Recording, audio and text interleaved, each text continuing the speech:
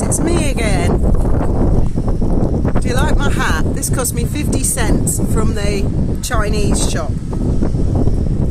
Only it's not behaving itself. No, I fucked that off. I've dyed my hair. There comes a point in everybody's life, well, at least every woman's life, in your 50s, you've got to slap a bit more colour on the hair. I think I'll go blonde eventually because it'll blend with the grey, like Helen Mirren. Oh, I love Helen Mirren. She's so glamorous. I hope I look anywhere near as good as her when I get to her age. Anyway, following on with Thomas, I can't really go into the allegations of what Sussex police were bitching on about with Steve Skerritt, because firstly, it never really got that far. The investigation, he came in, he arrested us, and we were interviewed a couple of times, and as usual I went silent. I didn't even go no comment in those days. I used to go no comment, and then this solicitor said to me, I've just had one of the IRA as a client, and he said they don't do no comment, they go absolutely silent. And he said, what's more, the guy went into the corner and he curled up in the fetal position in the interview room and refused to acknowledge the presence of anyone in the room, and he said the interview ended very quickly. I said to him, oh, that's remarkable, because the no comment's a bit like the yes-no game with the police, and they're very good at what they do in interviews. So I said, I'm going to do that. I'm not doing the fetal position thing because I thought that was a bit undignified. But I said, I'll do the silent thing. And it really unnerved them. They found it very uncomfortable. It's a bit like standing the wrong way round in a lift.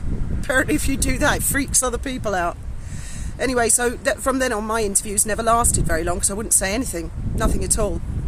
And you can't pull a face or, anything like that, because they say for the benefit of the tape, she's pulling her face. For the benefit of the tape, she's smirking. Because they didn't have cameras in my day. They do now.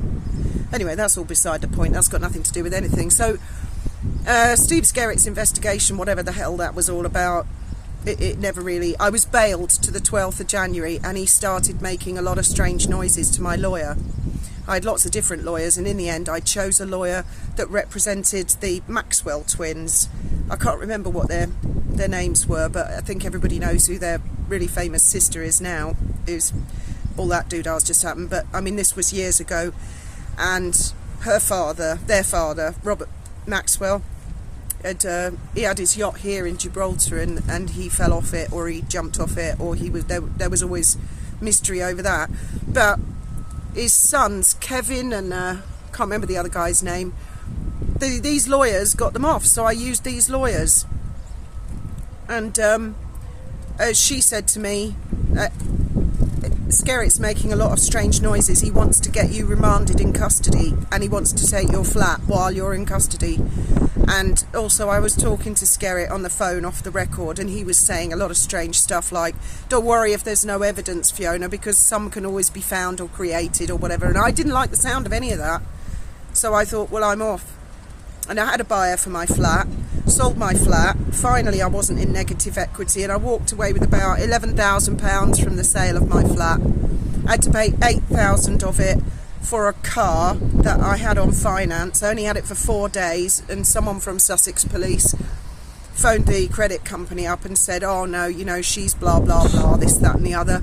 And they came and took the car after I'd had it for 4 days, and then they slapped a charging order on my flat, so I had to pay the £8,000 for a crappy car I had for 4 days. So I got 11 grand, and me and Graham did a bunk. Now, the build up to that, and the reason that Steve Skerritt said he was so convinced that I was the brains behind it, or I was something to do with it, I can't really go into what Thomas and I ultimately ended up doing, because it wasn't illegal. And if I go saying da da da on YouTube, this is how you can do it, everyone will be at it. Everybody in society might even begin to break down. So I have to be careful what I say. And the TV people always said to me, well, we can't go putting all that out on the airwaves because everyone will be at it. Basically, I don't like banks. I really don't like banks. All the time Thomas and I were going without food and money, obviously my mortgage was getting in arrears. And they loved writing me letters to tell me I was in arrears, and they charged me 20, 30 quid for each letter. And then they put interest on that, so they were building the debt. building. Eventually John Major's government made that practice illegal. He said, you can't do that, that's nonsense. And also debt collectors. Debt was a big industry. Bailiffs coming round, debt collectors, stuff like that. One debt company would buy debt from another debt company, and I thought it was crazy. I thought, why would you want to buy debt? But that was a big trade. Recession proof, they used to call it. And they had no success knocking on my door, because that was a speciality of mine and Thomas, how to get rid of them. Well, I never set out to attack any banks, but I knew what the banks were. They're sharks in society. Well, they were at that point. I'll give them the benefit of the doubt that they're not that bad now. You tell me. Anyway, have you ever seen these people in shopping precincts who wander around with a clipboard, like market research, and everyone avoids eye contact with them, don't you? You think, oh no, not one of them, I don't want to get stopped by one of them, or would you like to try this free sample? Well, not me and not Thomas. I'd get eye contact with them. I'd see them coming a mile off, and I'd pretend like, oh, I'm just dozy and I'm wandering around. They come up and say, excuse me, madam, can we ask you 1 or 2 questions? And I'd go, oh yes, all right. So Thomas and I would stop for one of their questionnaires, and their questions would be things like, how much money do you earn a year? And I'd go, oh, I don't know.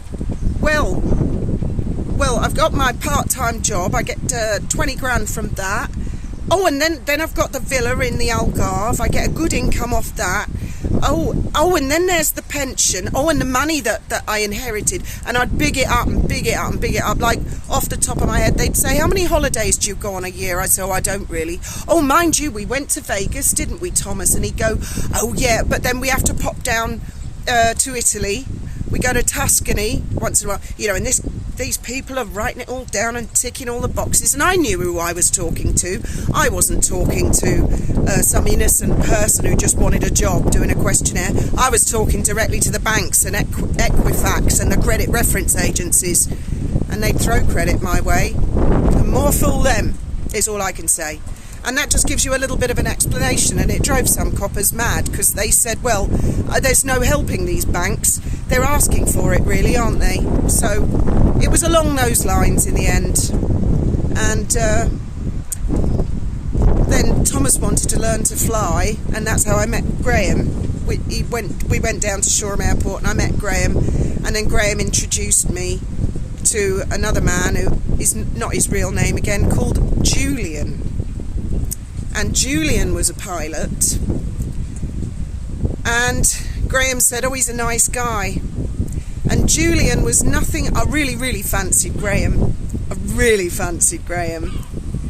I just thought he was marvellous, but I thought, there's no way I'm going to go out with Graham. He'd split up with his girlfriend by then, so he was available, but I thought, no, I'm not going to do it, because Graham's so good looking and gorgeous and cool.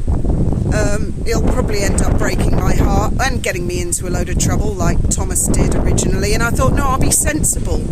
I'll go for the boring accountant looking one, Julian, his mate. And Graham said, oh, Julian's all right, he's a solid fella. Well, it turned out Julian wasn't a solid fella at all. Probably the biggest mistake of my life, ever getting involved with him. Anyway, I told Julian a few little secrets about how you can skate on thin ice, shall we put it, not break the law. Well, he took it to a whole other level, and there you go. You live and learn, don't you? Anyway, I'll go and check out my hair dye now, see how that's turned out.